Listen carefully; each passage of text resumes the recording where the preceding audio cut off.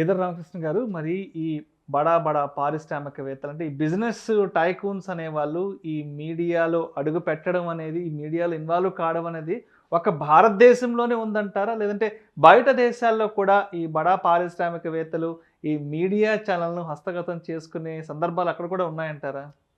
ప్రపంచ వ్యాప్తంగా ఇదే వ్యవస్థ కొనసాగుతూ ఉందండి. ఇదే విధానాలు కొనసాగుతూ ఉన్నాయి.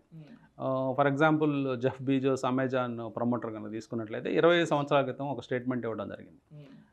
అంటే ప్రింట్ మీడియా అనేది రాబోయే 20 సంవత్సరాల్లో ఉండదు, అసలు ఎవరు న్యూస్ పేపర్ కొనరని ఆయనే చెప్పడం జరిగింది. కానీ ఆయన 2013లో తన మైండ్ చేంజ్ చేసుకొని వాషింగ్టన్ పోస్ట్ని కొనడం జరిగింది. Washington post. సో ఇట్లా పెద్ద పెద్ద బిజినెస్ పీపుల్ కూడా వాళ్ళకంటూ ఒక మీడియా వ్యవస్థ ఉన్నట్లయితే వాళ్ళు కావాల్సిన న్యూస్ వాళ్ళు రాసుకోవడానికి అవకాశం ఉంటుంది. దానికి ఏం సెన్సార్షిప్ ఉండదు, ఏమీ ఉండదు.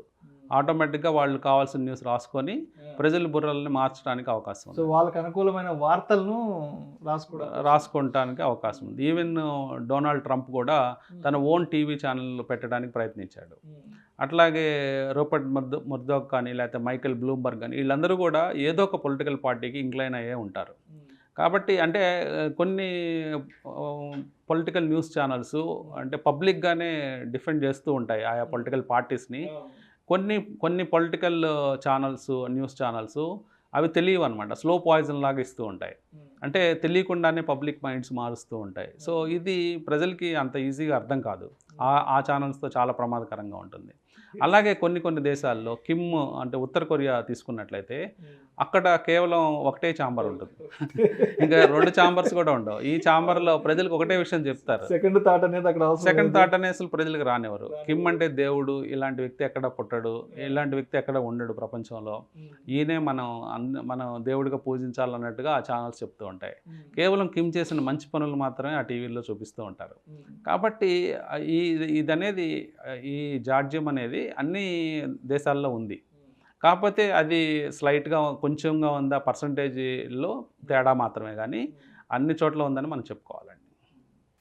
అయితే ఈ అదానికి సంబంధించిన వార్తలు గత 2-3 రోజులుగా పెద్ద ఎత్తున వైరల్ అవుతున్నాయి కదా. మరి ఈ ఇంపాక్ట్ అనేది అదానీ గ్రూప్ స్టాక్స్ మీద ఏ విధంగా ఉంది అసలు? అంటే అదానీ స్టాక్స్ ప్రైస్ పెరగడం కానీ తగ్గడం కానీ ఈ మొమెంటం అనేది ఏ విధంగా ఉంది అసలు? అదానీ స్టాక్స్ కనుక చూసినట్లయితే గత 2 సంవత్సరాల్లో కరోనా తర్వాత నాన్ స్టాప్గా పెరగడం మనం చూస్తున్నామండి అన్ని అదానీ స్టాక్స్లో.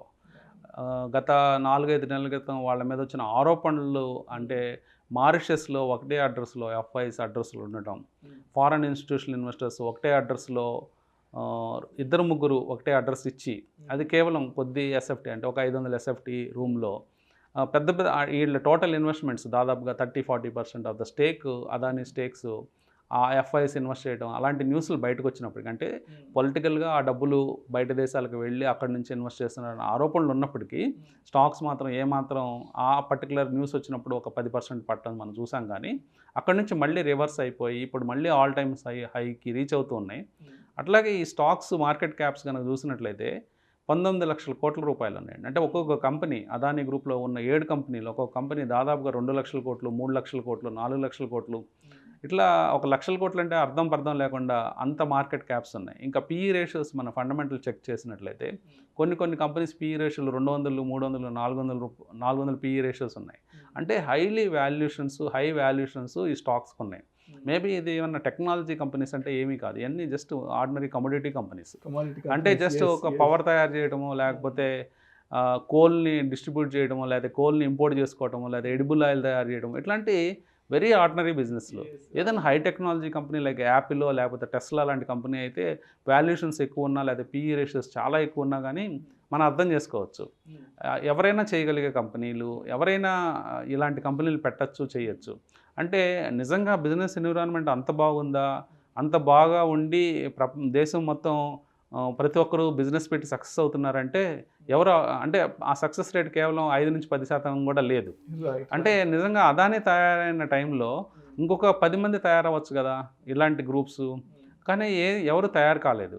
అందరూ మనం కొలాప్స్ అయిన పిక్చర్సే చూసాము. ఫర్ ఎగ్జాంపుల్ మాల్యా దేశం విడిచి వెళ్ళిపోవాల్సి వచ్చింది, బిజినెస్లన్నీ కొలాప్స్ చేసుకొని అమ్ముకొని. అట్లాగే అనిల్ అంబానీ మొత్తం బిజినెస్లు కొలాప్స్ చేసుకున్నాడు. జయప్రకాష్ ఇండస్ట్రీస్ గ్రూప్ అంతా కూడా కొలాప్స్ అయిపోయింది.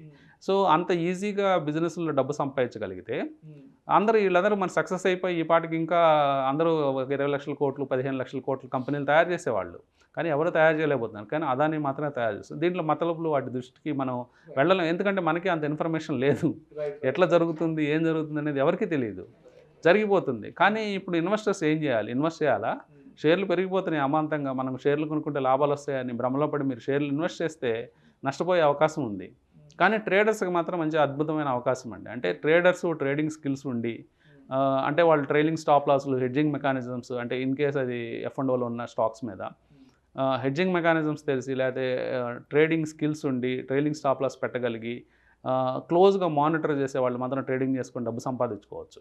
కానీ ఇన్వెస్టర్స్ నేను ఇన్వెస్ట్ చేసి ఒక 4 ఏళ్ల తర్వాత 3 ఏళ్ల తర్వాత అదాని స్టాక్స్లో డబ్బులు సంపాదిస్తానంటే అది మాత్రం కేవలం భ్రమ అవుతుంది. ఎందుకంటే ఈ స్టాక్ వాల్యుయేషన్స్ ఇక్కడ నిలబడటానికి చాలా తక్కువ ఆస్కారం ఉందండి. ట్రేడర్స్ అంటే 2 సైడ్లు ట్రేడ్ చేస్తారు కాబట్టి అంటే అమ్మి కొంటారు, కొని అమ్ముతారు, ఇలాంటి ప్రక్రియలు చేస్తారు కాబట్టి వాళ్ళు లాభం సంపాదించే అవకాశం ఉంది.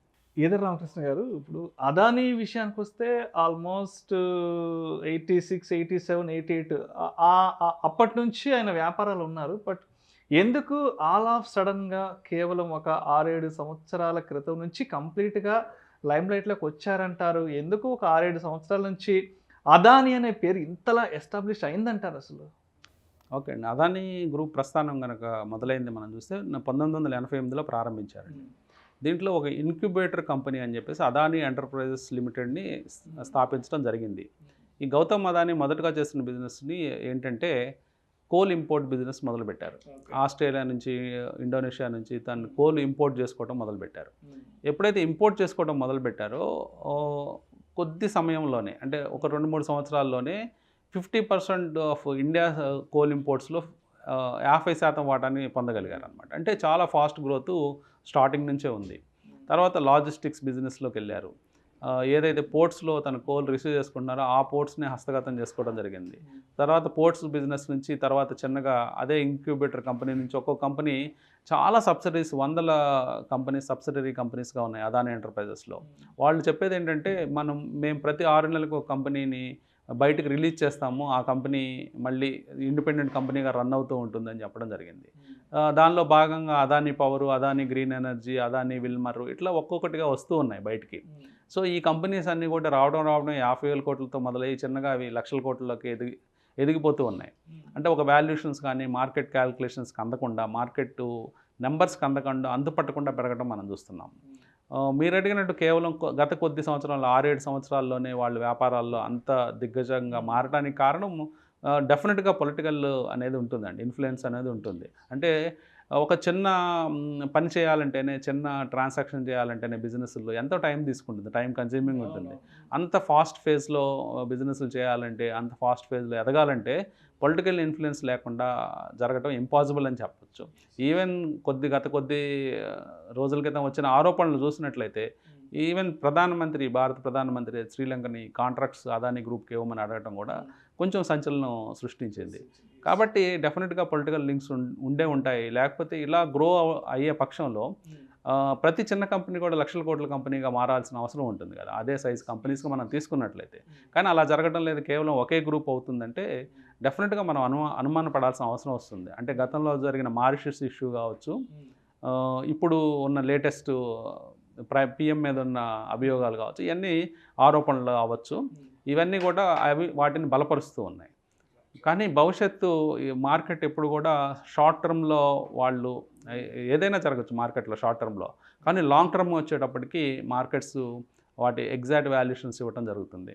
కాబట్టి ఇన్వెస్టర్స్ చాలా అప్రమత్తంగా ఉండాల్సిన అవసరం ఉంది. ఏదైనా గతంలో, అంటే గత 2 సంవత్సరాల క్రితం కానీ 1.5 year బ్యాక్ కానీ ఇన్వెస్ట్ చేసిన వాళ్ళు ఇంకా షేర్స్ ఉన్నట్లయితే కొద్ది మొత్తం మీ ప్రాఫిట్ బుక్ చేసుకొని అట్లీస్ట్ మీ అసలు కానీ కొంత అమౌంట్, కొంత పర్సంటేజ్ ఆఫ్ వాటాలు అమ్ముకొని వాళ్ళు సేఫ్ సైడ్ ఉండటం బెటర్ అని చెప్తాను. Thank you sir, thank you so much either Ramakrishna గారు.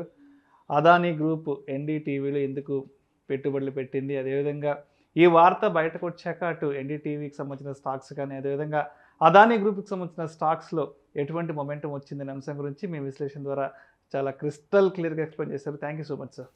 థ్యాంక్ యూ అండి.